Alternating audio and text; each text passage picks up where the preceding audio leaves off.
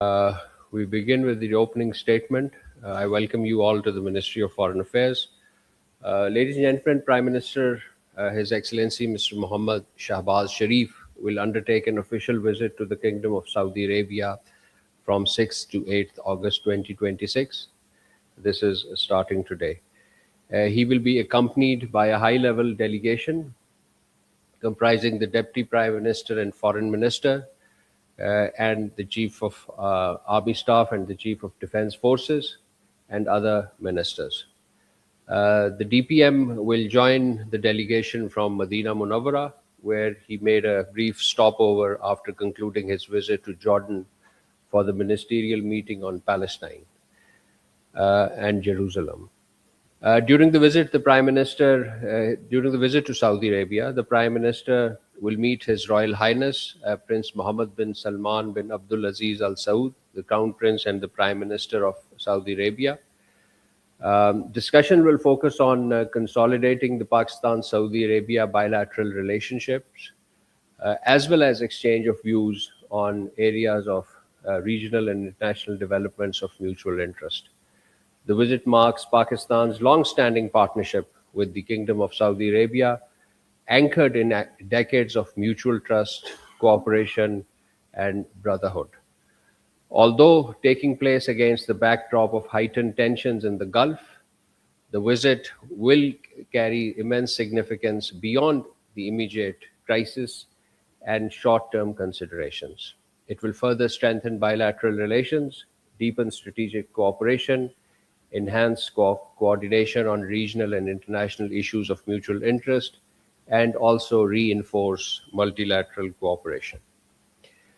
Ladies and gentlemen, Pakistan remained engaged alongside brotherly countries in our sincere efforts to resolve the crisis in the Gulf and the Middle East, especially with respect to the standoff in the Strait of Hormuz.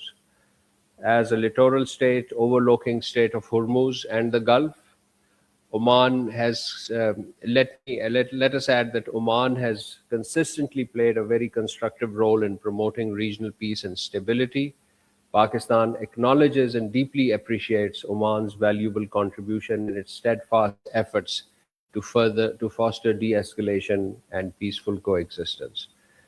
Pakistan will continue to actively pursue diplomatic engagements and support all sincere efforts aimed at achieving comprehensive, just, and lasting resolution to this conflict. And in the same vein, and in the context of our ongoing efforts, on the 30th July, the Deputy Prime Minister and Foreign Minister held an important telephone conversation with the Foreign Minister of Kingdom of Saudi Arabia, Prince Faisal bin Farhan.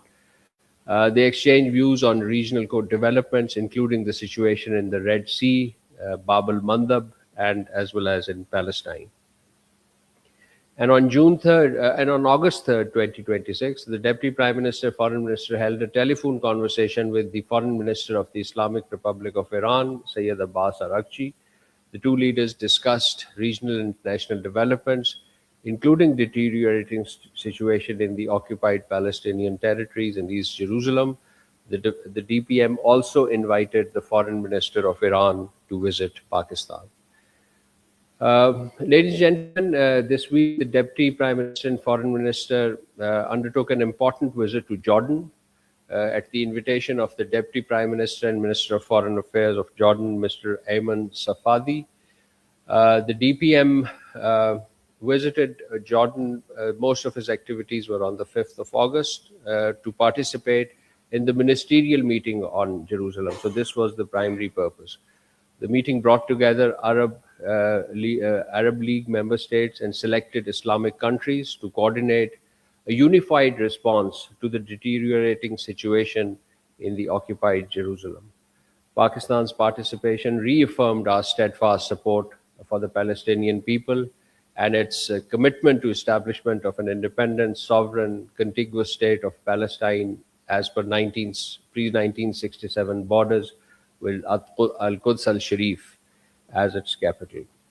On the sidelines of the meeting, the Deputy Prime Minister, Foreign Minister held bilateral meetings with the Foreign Minister of Jordan, Turkey, Egypt, Algeria, Iraq, and Somalia.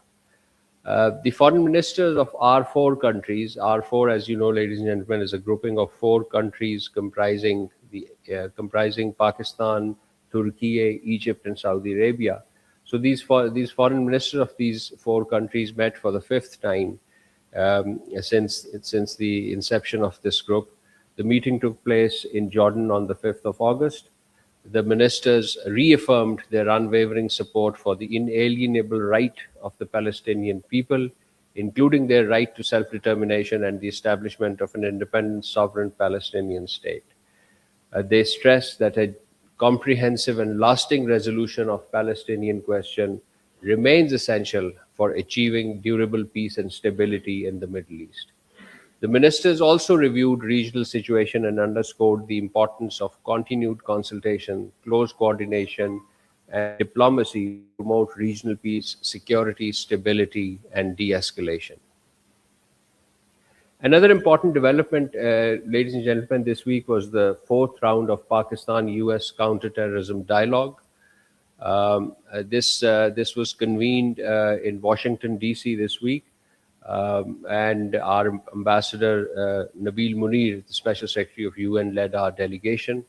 The dialogue underscored shared interest of the US-Pakistan sides on counterterrorism partnership and our determination of the two countries to confront terrorism.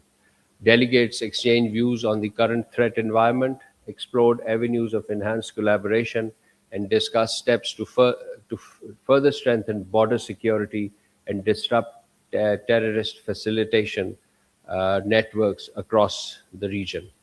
The United States and Pakistan reaffirmed their joint resolve to confront terrorist organizations that endanger the safety of their citizens and the stability of the region, specifically including ISIS Khorasan, Al-Qaeda and Tehreek-e-Taliban Pakistan, and Balochistan Liberation Army.